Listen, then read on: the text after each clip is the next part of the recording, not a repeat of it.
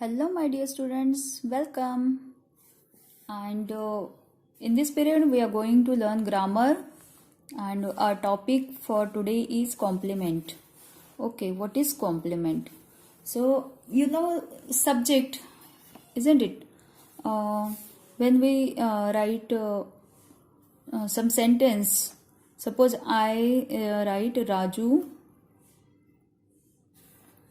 plays cricket. This is my sentence. Okay, now in this sentence Raju is subject. जो action करने वाला होता है वो होता है subject. Then this is action means it is a verb. Action word पता है ना आपको, पढ़ाया है पहले. एक्शन वर्ड जो होता है उसे हम क्या बोलते हैं? वर्ब बोलते हैं. एंड क्रिकेट, अब देखिए क्रिकेट जो है वो कॉम्प्लीमेंट में आता है. ओके, तो कभी कभी क्या होता है, बिना कॉम्प्लीमेंट के या बिना ऑब्जेक्ट के, वो ये ऑब्जेक्ट भी हो सकता है यहाँ पे या कॉम्प्लीमेंट भी हो सकता है सेंटेंस में. मैं अभी फॉर एग्जांपल आपको बता रही हूँ. अभी ये तो ऑब्जेक्ट है, लेकिन कॉम्प्लीमेंट क्या होता है मैं आपको बताने जा रही हूँ. पहले हमें ये समझना है कि सब्जेक्ट क्या है, वर्ब क्या है. ओके, राजू सब्जेक्ट है, प्लेज वर्ब है. ओके, नाउ अगर हम सिर्फ इतना ही लिखेंगे राजू प्लेज, तो हमारा जो मतलब इस सेंटेंस का जो मीनिंग है वो कंप्लीट नहीं हो रहा है. या तो फिर आई एम लिख दिया. आई एम लिखने के बाद उसका कोई मीनिंग ही नहीं निकल रहा है ना, इनकम्प्लीट लग रहा है वो. तो जब तक हम इसके यहाँ पर कुछ नहीं लिखेंगे तब तक ये कंप्लीट नहीं होगा. तो हमें क्या लिखना है? I am hungry. सपोज मैंने ये लिखा है आई एम हंग्री, तो अभी ये सेंटेंस जो है वो कंप्लीट हुआ है ना. ये सेंटेंस जो है अभी कंप्लीट हो चुका है. तो इसे कंप्लीट करने के लिए हमने ये जो वर्ड यूज किया है, this is called complement. Hungry ये जो है वो हो गया कॉम्प्लीमेंट. तो कॉम्प्लीमेंट का मतलब आपको समझ में आ गया होगा अभी कि जो सेंटेंस अधूरा रहता है उस अधूरे सेंटेंस को कंप्लीट करने के लिए वर्ब के बाद कुछ लिखना होता है. तो वो जो वर्ड होता है जो हम लिखते हैं, या वो जो फ्रेज होती है जो हम बाद में लिखते हैं, वो होता है कॉम्प्लीमेंट. उसे बोलते हैं कॉम्प्लीमेंट. अब कॉम्प्लीमेंट जो होते हैं ना, उसके दो टाइप्स होते हैं. ओके, तो दो टाइप्स कौन कौन से होते हैं? फर्स्ट जो है सब्जेक्ट कॉम्प्लीमेंट होता है. Subject complement. And second is object complement. Object complement, ठीक है. अब यहाँ पे सब्जेक्ट कॉम्प्लीमेंट का मतलब हम समझेंगे सबसे पहले, ठीक है. तो जैसे मैंने एक एग्जाम्पल लिया है यहाँ, आई एम हंग्री, है ना. ये मैंने सेंटेंस लिया था. इसमें हंग्री जो वर्ड है ये हमने देखा है कि कॉम्प्लीमेंट है, ठीक है. अब ये कॉम्प्लीमेंट किसको रेफर कर रहा है? ये कर रहा है आई को रेफर. और आई क्या है? सब्जेक्ट है. क्रिया करने वाला, एक्शन करने वाला कौन है? आई है. इसलिए सब्जेक्ट को वो रेफर कर रहा है यहाँ पर, या सब्जेक्ट को डिस्क्राइब कर रहा है. तो जो वर्ड सब्जेक्ट को डिस्क्राइब करता है वो होता है सब्जेक्ट कॉम्प्लीमेंट. और एक एग्जांपल हम लेंगे. यहाँ पे हमने एग्जांपल्स लिए हैं, जैसे my sister became a teacher. My sister became a teacher. अब यहाँ पे करने वाला कौन है? सब्जेक्ट कौन है? फिर एक्शन करने वाला कौन है? My sister. हो गया सब्जेक्ट. बिकेम वर्ब, और टीचर जो है ये है कॉम्प्लीमेंट, ठीक है. लेकिन ये जो टीचर है, कॉम्प्लीमेंट जो है, माय सिस्टर बिकेम इतना लिखेंगे हम तो कंप्लीट होगा क्या? नहीं होगा. जब तक टीचर नहीं लिखेंगे तब तक, या दूसरा कोई वर्ड नहीं लिखेंगे तब तक ये सेंटेंस कंप्लीट नहीं होगा यहाँ पे. इसीलिए कॉम्प्लीमेंट की जरूरत है. तो कॉम्प्लीमेंट क्या है यहाँ पर? टीचर. अब ये टीचर जो है ये किसको रेफर कर रही है, कौन है टीचर, माय सिस्टर। तो ये किसके बारे में बात हो रही है, माय सिस्टर के बारे में। My sister became a teacher, यानी टीचर कौन है, माय सिस्टर है। तो डायरेक्ट डिस्क्राइब कर रहा है ये वर्ड जो है टीचर, किसको डिस्क्राइब कर रहा है, माय सिस्टर को। ठीक है, इसीलिए ये सब्जेक्ट है, माय सिस्टर क्या है, सब्जेक्ट है, इसीलिए टीचर जो है वो है सब्जेक्ट कॉम्प्लीमेंट, क्योंकि वो सब्जेक्ट को रेफर कर रहा है। My sister is a subject, उसको रेफर कर रहा है या उसको डिस्क्राइब कर रहा है ना। तो इसलिए टीचर जो है ये वर्ड क्या बन गया फिर, सब्जेक्ट कॉम्प्लीमेंट। सब्जेक्ट कॉम्प्लीमेंट में आप क्या बताओगे, माय सिस्टर नहीं बताना है, आपको क्या बताना है, सब्जेक्ट कॉम्प्लीमेंट कौन सा है, teacher. Teacher is a subject complement. तो इस तरह से आपको जो सेंटेंस दिया जाता है उसको पहले आपको रेफर करना है, यानी उसको पहले आपको देखना ये है कि वो किसको रेफर कर रहा है, सब्जेक्ट को कर रहा है कि ऑब्जेक्ट को कर रहा है। अब और हम सेंटेंसेस लेंगे एक दो, ठीक है। वेट अ मिनट, कुछ और सेंटेंसेस में देती हूँ आपको करने के लिए।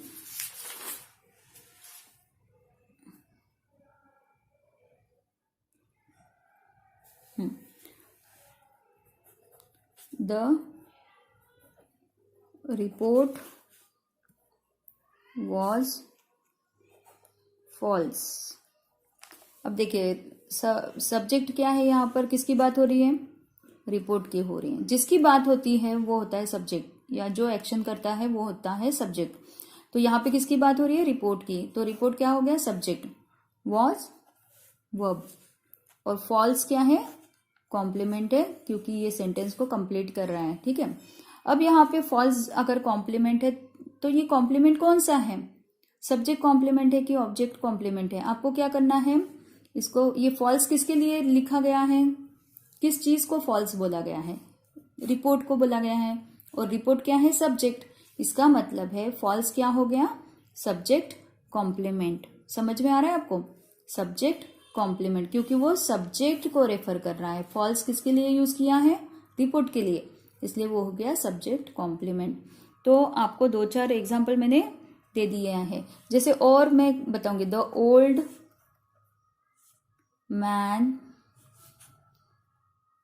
Man is my uncle.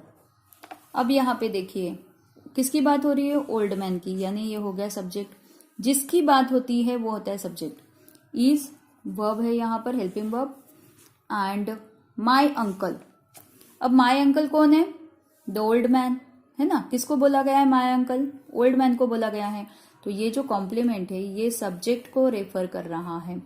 Subject ही वो चीज है, सब्जेक्ट के बारे में ही बात हो रही है, सब्जेक्ट को ही डिस्क्राइब किया जा रहा है कि जो मेरे अंकल है वो कौन है, द ओल्ड मैन, या ओल्ड मैन कौन है, मेरे अंकल है। यानी दोनों एक one and the same thing है, दोनों एक ही है।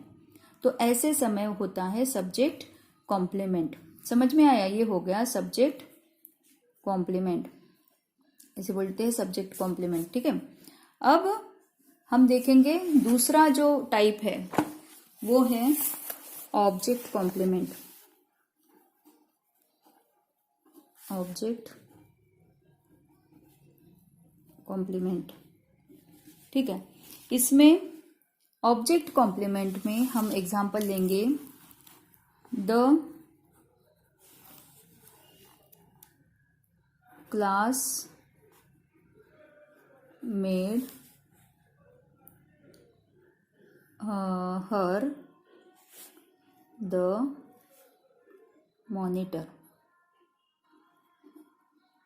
ठीक है, ये सेंटेंस है, the class made her the monitor. अब यहाँ पे कौन एक्शन कर रहा है, क्लास। किसकी बात हो रही है, क्लास की बात हो रही है। Made verb. अब किसको बनाया गया है, हर हो गया ऑब्जेक्ट, और the monitor. The class made her, इतना लिखेंगे तो कंप्लीट होगा क्या, सेंस होगा क्या, कुछ उसको मीनिंग होगा। The class made her, class ने उसे बनाया, क्या बनाया कुछ भी पता नहीं है। अगर हम ये नहीं लिखेंगे मॉनिटर तो कोई भी लिंक नहीं लगेगी, कोई सेंस नहीं होगा। तो इसलिए हमें यहाँ पे कुछ लिखना जरूरी है। तो ये जो हमने लिखा है वो हो गया कॉम्प्लीमेंट। उसने हमारा जो सेंटेंस का मीनिंग है वो कंप्लीट किया है। The class made her the monitor, तो ये जो मॉनिटर है ये बन गया कॉम्प्लीमेंट। लेकिन ये कौन सा कॉम्प्लीमेंट है, सब्जेक्ट है कि ऑब्जेक्ट है? अब मॉनिटर कौन बना है, क्लास बना है क्या? नहीं, हर बोला है, यानी कोई लड़की होगी जिसको मॉनिटर बनाया गया है ना, हर बोला है ना। तो ये जो हर है ये है ऑब्जेक्ट, और ये जो मॉनिटर है ये किसके लिए यूज किया गया है, हर के लिए, क्लास के लिए नहीं यूज किया है। क्लास मॉनिटर होगा क्या? नहीं, हर यानी शी इज अ मॉनिटर। तो यहाँ पे हर जो है ऑब्जेक्ट है, इसलिए ये जो मॉनिटर है ये बन गया ऑब्जेक्ट कॉम्प्लीमेंट। यहाँ पे ऑब्जेक्ट कॉम्प्लीमेंट कौन सा है, द मॉनिटर ऑब्जेक्ट कॉम्प्लीमेंट है, ठीक है, क्योंकि वो सब्जेक्ट से उसका कोई लेना देना नहीं है, उसका लेना देना किससे है, ऑब्जेक्ट से है। समझ में आया? अब हम और एक एग्जांपल लेंगे। The teacher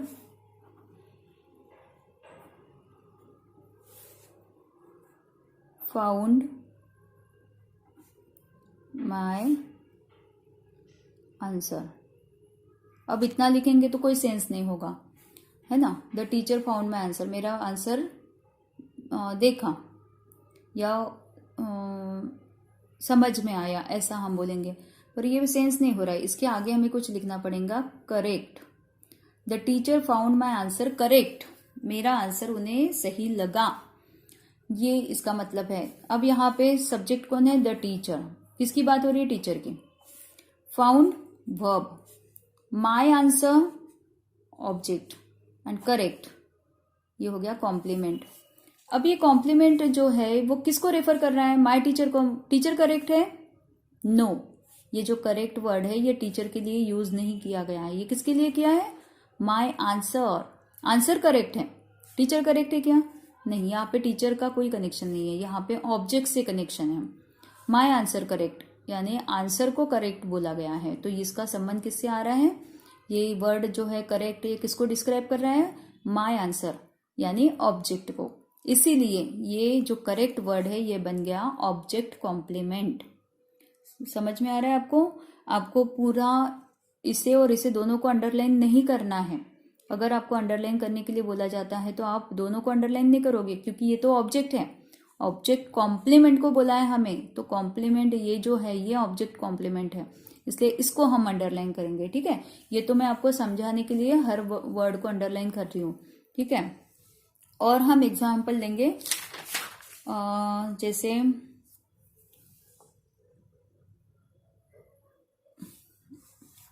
I call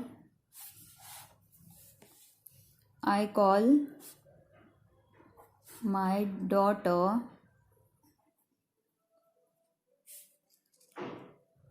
Dolly. I call my daughter Dolly. अब देखो ये जो सेंटेंस है इसमें I जो है सब्जेक्ट है, क्योंकि I की बात हो रही है, कॉल जो है वर्ब है, my daughter object, and Dolly जो है ये है कॉम्प्लीमेंट। अब ये डॉली वर्ड जो है ये किसके लिए है, मेरे लिए है क्या? I call my daughter Dolly, my daughter यानी डॉटर को डॉली बोला गया है ना। तो ये जो डॉली वर्ड है वो किसको रेफर कर रहा है, ऑब्जेक्ट को। किसको डिस्क्राइब कर रहा है, ऑब्जेक्ट को डिस्क्राइब कर रहा है।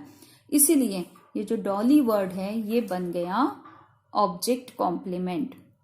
तो आई होप आप लोगों को ये टॉपिक समझ में आया होगा, what is subject complement and what is object complement, और एक्चुअली कॉम्प्लीमेंट क्या होता है वो भी आपको मैंने समझा दिया शुरू में। तो आपको ये याद रखना है और इसकी प्रैक्टिस करनी है। आपको कुछ सेंटेंसेस दूंगी मैं इसकी प्रैक्टिस करने के लिए। आपको आइडेंटिफाई करना है सब्जेक्ट है, सब्जेक्ट कॉम्प्लीमेंट है कि ऑब्जेक्ट कॉम्प्लीमेंट है। Okay, is that clear to you now? Thank you. Have a nice day. Bye.